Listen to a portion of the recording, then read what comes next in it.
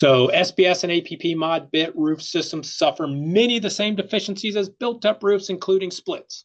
Here's that picture I promised you, right? Here we have the edge metal movement. It's not accounted for.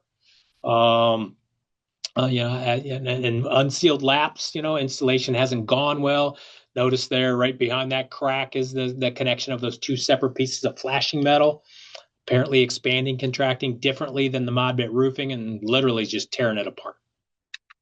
As a review, also common, blisters, generally created by moisture that was introduced in for mod bit. It's probably at the during the manufacturing process.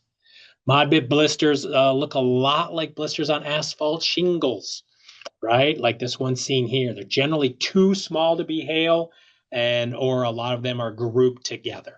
But you should never get this confused with hail. So surface deterioration is also a problem over the life of the membrane. Gradually, the granules are going to be shed, similar to asphalt shingles. It's going to expose the underlying asphalt to that UV deterioration. Natural process. This condition is a problem with both SBS and APP type roofs, often referred to as surface or even craze cracking.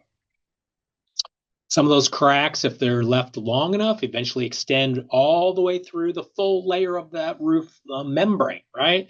Becoming a leak, right? Becomes your next claim if it gets in there and gets bad enough, right? But these really are end-of-life defects. Typically, we expect to see a service life of these roofs 15 to 20 years on average.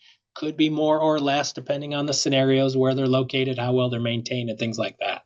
So this is really what they start to look like at the end of their normal service life.